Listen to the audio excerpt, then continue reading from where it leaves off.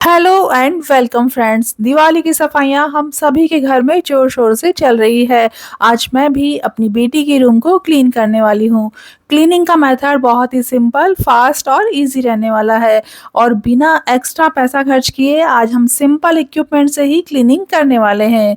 तो सबसे पहले सबसे बेसिक रूल, सभी सामानों को हम खाली कर लेंगे क्योंकि उसके बाद ही हमारा क्लीनिंग शुरू होने वाला है। मैं हमेशा सबसे लास्ट में इस रूम की सफाई करती हूँ क्योंकि इसी रूम में हम लक्ष्मी जी की पूजा करते हैं। मेरा हमेशा से मानना रहा है कि जिस तरह हमारे लिए हवा, पानी और खाना इम्पोर्टेंट है, उसी तरह सफाई और उसकी अच्छी आदतें भी हमारे लिए बहुत इम्पोर्टेंट है। और वैसे भी जैसा हम करते हैं हमारे बच्चे भी वैसा ही सीखते हैं। तो इसीलिए मेरे बच्चे भले ही हॉस्टल में रहें चाहे कहीं पे भी रहें, वो हमेशा सफाई से रहते हैं और सफाई से रहने के कारण ही एक फील गुड वाला मतलब पॉजिटिव वाइब्स हमें मिलती है। इसलिए आप भी अपने बच्चों को सफाई की आदतें जरूर से डालिए।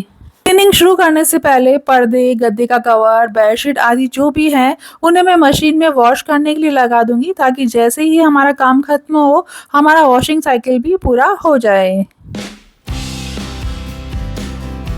आज जब दोनों बुक शेल्फ हटाई और टेबल को मैंने खिसकाया और उसके बाद देखा तो नीचे की साइड देखिए कितना कुछ बच्चों ने गिरा रखा था। ढेर सारे सामान, कुछ काम के और कुछ बेकार के, कितने सारे पीछे गिरे हुए मुझे मिले।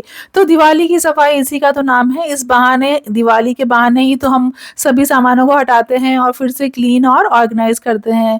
तो ये देखिए कितना सारा कुछ पीछे गिरा हुआ मुझे मिला है, तो इसे भी आज हम क्लीन कर लेंगे। सभी सामानों को एक बार मैंने हटा दिया है, सारी बुक शेल्फ वगैरह भी मैंने खाली कर दी है और अब हम क्लीनिंग शुरू करेंगे। तो सबसे पहले हम अपने बालों को कवर कर लेंगे और बालों को कवर करने के लिए इस तरीके का जो टॉवल आता है ना, हेयर टॉवल रैप, इसे मैं अपने बालों में लगा लूंगी। वैसे धूल तो बालों में जाने ही वाली है लेकिन फिर भी काफ़ी कुछ इससे प्रोटेक्ट हो जाता है। अगर आपके पास भी है तो क्लीनिंग में इसे आप ज़रूर से यूज़ कीजिए। तो ये देखिए मैंने ये लगा लिया है और अब हम शुरू करते हैं आज की सफाई अभियान। क्लीनिंग का सबसे बेस्ट और सबसे इम्पॉर्टेंट इक्विपमेंट मेरे हिसाब से कुछ है तो वो है लैडर। इसकी सहायता से हम वहाँ वहाँ भी सफाई कर पाते हैं जहाँ हमारा हाथ नहीं पहुँचता है। और लैडर तो कितना कुछ काम आता ही है, तो ये तो एक हर घर में होनी ही चाहिए। तो सबसे पहले मैंने अपनी एक लैडर फैन के नीचे लगा ली है और स्टार्ट करेंगे हम फैन की क्लीनिंग से। क्योंकि सफाई का बेसिक रूल तो यही है कि सफाई हमेशा ऊपर से नीचे, अंदर से बाहर हमें करनी चाहिए। तो सफाई हम ऊपर से शुरू करेंगे, फैन को हम क्लीन कर लेंगे। इसके लिए मैंने एक नॉर्मल कॉटन कपड़ा ले लिया है सूखा, और उससे हम इसमें जो एक्स्ट्रा धूल वगैरह लगी हुई है उसे हम झाड़ लेंगे। और जब धूल एक बार क्लीन हो जाए उसके बाद यूज़ करूँगी मैं इस ब्रश का। एक्चुअली फ़ैन वगैरह में जो थोड़ी डिज़ाइन बनी होती है तो उसके कोने कोने में थोड़ी डस्ट रह ही जाती है, तो ये ब्रश उस डस्ट को अच्छे से क्लीन कर देगी। तो और अगर आप फ़ैन खरीदने का सोच रहे हैं दिवाली पे, तो मैं सजेस्ट करूँगी कि आप हमेशा एकदम प्लेन सिंपल फ़ैन ही खरीदिए। ऐसा कोई फ़ैन मत खरीदिए जिसमें डिज़ाइन बनी हुई हो, क्योंकि बाद में उसमें धूल जमा हो जाती है और उसे साफ़ करना नेक्स्ट टू इम्पॉसिबल हो जाता है। फैन की ड्राई डस्टिंग तो हमारी हो गई है और अब बारी है फैन को चमकाने की। तो इसके लिए मैंने ये ग्लास क्लीनर लिया है, इसे मैं थोड़ा सा कॉटन कपड़े पे लगा लूँगी और बाद में इसे अच्छे से इससे वाइप कर दूँगी। ऐसा करने से हमारा फैन चमक उठेगा।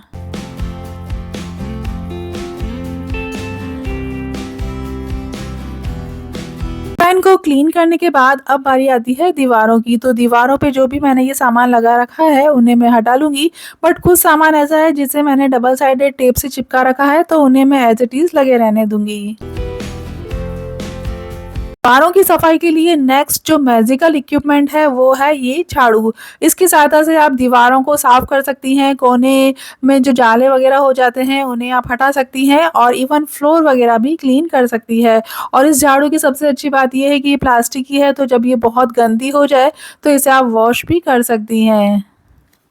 बहुत ही काम की झाड़ू है, इससे मैंने अपनी दीवारें और कोने वगैरह तो सब साफ कर ही लिए हैं। और ऊपर की साइड ये जो दो शेल्फ बने हुए हैं इसे भी मैं इस झाड़ू की मदद से कोने कोने तक साफ कर लूँगी, क्योंकि इसका जो हैंडल है ये लंबा हो जाता है, इस कारण मेरा हाथ सारी जगह ऊपर तक पहुँच पाया है।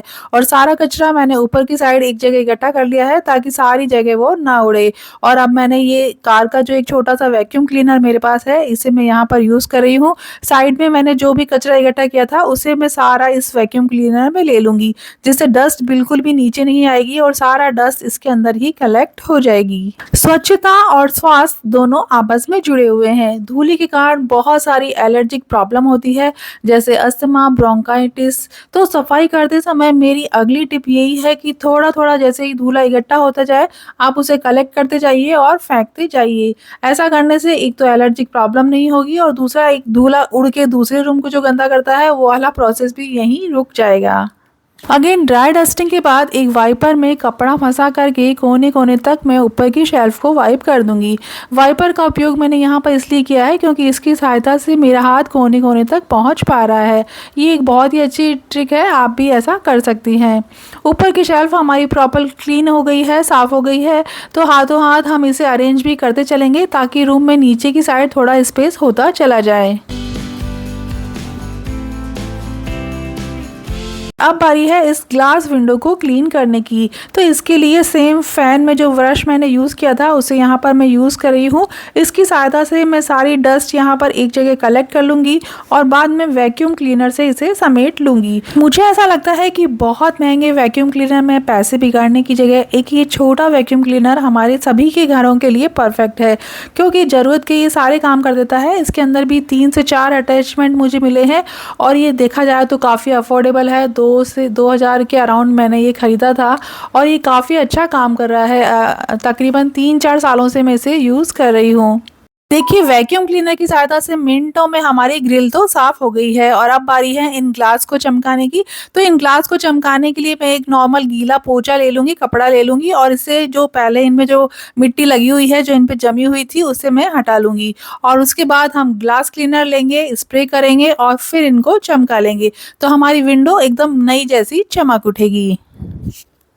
और ये देखिए, हमारी विंडो एकदम क्लीन हो गई है। तो मुझे ऐसा लगता है कि कोई भी काम करने के पहले हमें प्लानिंग करनी चाहिए कि कैसे-कैसे हमें शुरू करना है, स्टेप बाय स्टेप हमें चलना चाहिए, क्योंकि प्लानिंग जितनी अच्छी होगी, एग्जीक्यूशन उतना ही अच्छा होगा। तो हमने फ़ैन से शुरू किया, उसके बाद दीवारें साफ़ करी, उसके बाद ऊपर की जो शेल्फ बने हुए थे वो साफ़ करे, बीच में हमने पर्दे और गद्दे के कवर हमने धोने में लगा ही दिए, साथ में हमने विंडो की ग्रिल साफ़ कर ली, उसके बाद विंडो साफ़ कर ली। ऐसा करते-करते एक बहुत बड़ा एरिया तो हमारा सब साफ हो ही गया है और अब बारी है नीचे के फर्श को क्लीन करने की। क्लीनिंग भी मैंने यहाँ पर कर ली है और अब बारी है सामानों को फिर से रीअरेंज करने की। तो ये जो बुक शेल्फ है, इनमें भी थोड़ी डस्ट लग गई है, इन्हें भी मैं क्लीन कर लूँगी, इनके जगह पर इन्हें अरेंज कर दूँगी और उसके बाद हम आगे का प्रोसेस करेंगे।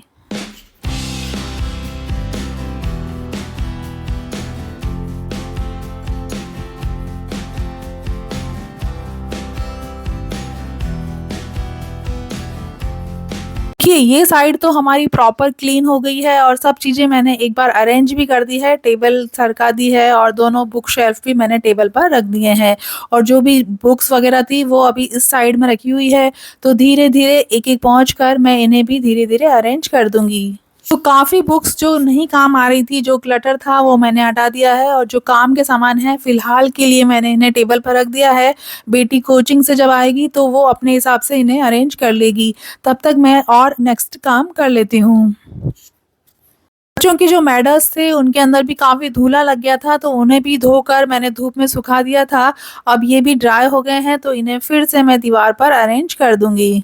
सफाई मतलब धूल, मिट्टी और एक इरिटेटिंग लंबा सा प्रोसेस, पर जब सफाई हो जाती है ना, तो सही बताऊँ, एक बहुत ही सुकून और शांति हमें मिलती है, एक बहुत अच्छा फ़ील गुड वाला फैक्टर हमें मिलता है। और यहाँ देखिए, बेटी ने अपनी बुक्स वगैरह भी आते से ही अरेंज कर ली, रूम एकदम साफ़ क्लीन उसे मिला तो वो देखकर खुश हो गई और यहाँ पर पर्दे भी मेरे धुल कर सूख चुके हैं, तो इन्हें मैं फिर से कर्टन रोड में लगा दूँगी। एक बात बताऊँ फ्रेंड्स, तो मुझे ऐसा लगता है कि सफाई बिल्कुल आंवले की तरह है। स्टार्टिंग में मिट्टी, धूल और एक इरिटेटिंग सा प्रोसेस, बट जब हो जाती है तो बहुत ही अच्छा लगता है, एक सुकून, शांति और एक बड़ा अच्छा वाला फ़ील गुड फैक्टर हमें मिलता है। पॉजिटिव वाइब्स आने लगती है उसी जगह से।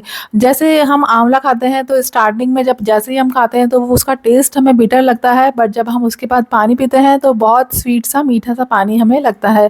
तो मुझे ऐसा लगता है कि सफाई और आंवले में दोनों में कनेक्शन है। अगर आपको मैं सफाई को किसी से कनेक्ट करने के लिए कहूँ तो आप उसे किससे कनेक्ट करना चाहेंगे कि मतलब दोनों सिमिलर सा प्रोसेस है। जैसे मैंने यहाँ पे सफाई को आंवले से कनेक्ट किया है। अगर आपके मन में भी कुछ आइडिया है तो मुझे ज़रूर से बताइएगा। कर्टेन के साथ मैंने गद्दे का कवर भी वॉश कर लिया था, तो ये भी देखिए सूख गया है, तो इसे भी हम पहना देंगे। एक्चुअली जो गद्दा है वो उसे मैं फर्श पर ही लगाती हूँ, इस कारण गद्दा गंदा ना हो इसलिए हमेशा मैं उसे कवर करके रखती हूँ। और ये गद्दे का कवर भी मैंने अमेज़न से लिया था, बहुत ही अच्छा कवर है। और इवन मैंने ये गद्दा भी अमेज़न से ही परचेज़ किया था। दोनों बहुत ही अच्छी क्वालिटी के हैं, अगर आपको चाहिए तो लिंक आपको मैं प्रोवाइड कर दूँगी। बेटी का रूम है तो उसी की पसंद की बेडशीट देखिए मैंने यहाँ पर लगा दी है। ये बेडशीट भी कॉटन की है और ये बहुत ही अच्छी क्वालिटी की निकली है।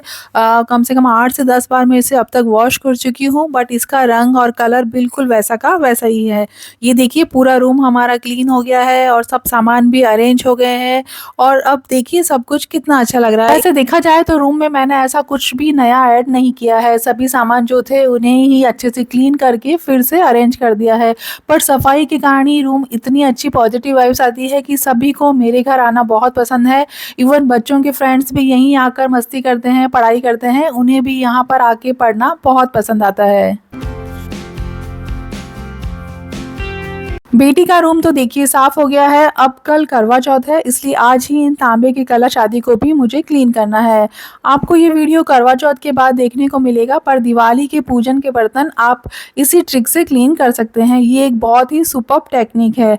इसके लिए एक छोटी तपेली में तकरीबन 2 गिलास के अराउंड मैंने पानी ले लिया है, बॉईल आने देंगे। उसके बाद इस पानी के अंदर हम इमली, 1 चम्मच नमक और एक ही नींबू का छिलका भी मेरे पास रखा हुआ था, वैसे इसमें कोई रस नहीं है फिर भी मैं इसे इसके अंदर डाल दूंगी। अच्छे से जब सब चीज़ें हमारी बॉईल होने लगेगी तब ये सभी चीज़ें हमें इसके अंदर डिप करनी है। गैस बंद मत कीजिएगा, गैस चालू ही रखिएगा। और ये देखिएगा मैजिक, बिना रगड़े बिना घिसे आपके तांबे के बर्तन बिल्कुल नए जैसे हो जाएंगे। तो बर्तनों को क्लीन करने की ये अब तक की सबसे बेस्ट टेक्निक है। और सबसे अच्छी बात कि ये जो सारे इंग्रेडिएंट्स हैं वो आपको आसानी से घर पर ही मिल जाएंगे। अगर आपके ज़्यादा बड़े साइज़ के बर्तन हैं तो आप पानी ज़्यादा लीजिएगा। मेरे को तो बस ये छोटे छोटे से बर्तन ही साफ करने हैं इसलिए मैंने थोड़ा कम पानी ही यहाँ पर लिया है। वीडियो में आप देख ही रहे होंगे कि ये है घोल का जादू। इसके अंदर हमें ना कुछ रगड़ना पड़ा है ना घिसना पड़ा है, सिर्फ हमने बर्तनों को पानी के अंदर डिप किया है और निकाल लिया है और डिफरेंस आपको खुद नज़र आ ही रहा होगा। तो ऐसे धीरे धीरे करके मैं सारे बर्तनों को इसके अंदर डिप कर लूँगी और इससे ऐसा करने से इनके ऊपर जो भी पीला कालापन जो आ जाता है वो सब हट जाएगा और ये एकदम फिर से नए जैसे चमक उठेंगे।